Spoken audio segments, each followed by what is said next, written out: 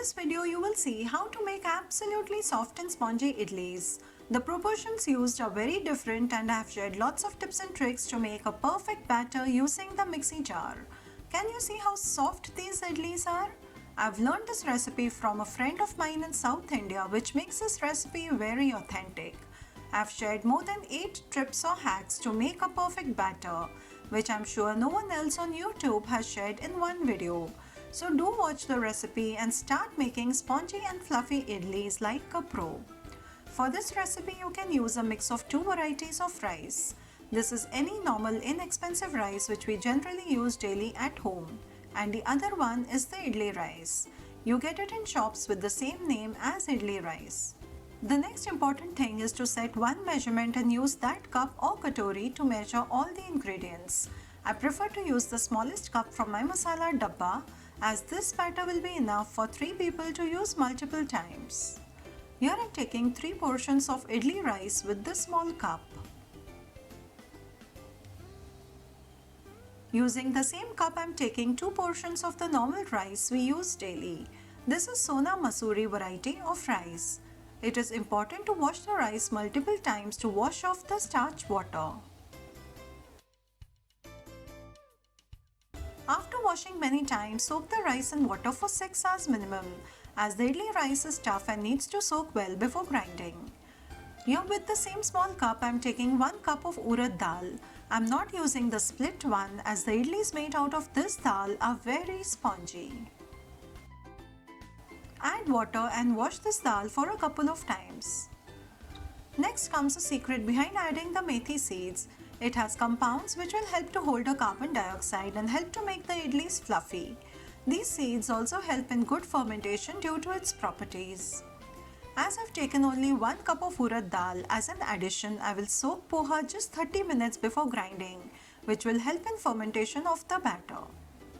Now I'll let the dal and rice soak separately for 6 hours minimum. I've washed and soaked the poha for 30 minutes and the dal and rice too has been soaking for 6 hours. Many of you must have faced that while grinding the batter in the mixing jar, the jar becomes hot. So I will share very important hacks with you to solve this problem. I've separated the dal water and I'll use it for grinding. This everyone knows and it's not a trick. To avoid the jar becoming hot, the first trick is to add 1 or 2 ice cubes while grinding the batter. This also helps to make the batter smooth. The second trick is to refrigerate and cool the dal and rice 2 hours prior to grinding. Both these hacks are very useful and I thank my friend Shri Kala Satyanarayan for sharing these hacks with me. The batters become smooth and thick. Grind in batches and make a semi-thick batter which is not loose and runny. Similarly, I'll grind the rice. It's important to know that the idli rice is very tough and it needs couple of minutes extra to grind into a smooth paste as compared to the dal. Here I've ground the rice too. The next process is very important to make fluffy idlis, which I'll show you now. All you need to do is whisk this batter continuously for 5 minutes and then leave it for fermentation. Also, if your batter is thick, add water and adjust the consistency.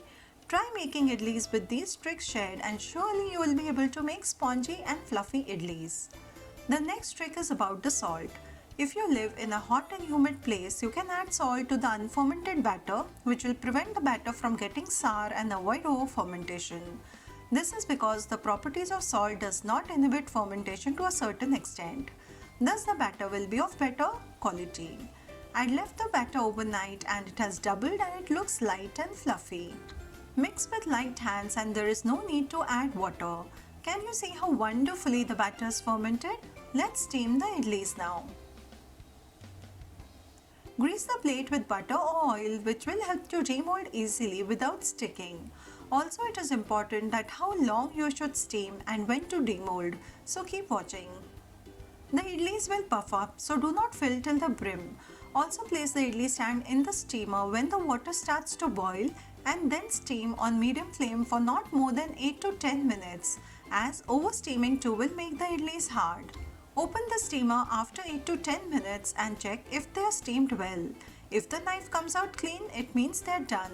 Put off the gas and take out the idlis. Do not leave them in the steamer as they'll catch steam and become soggy.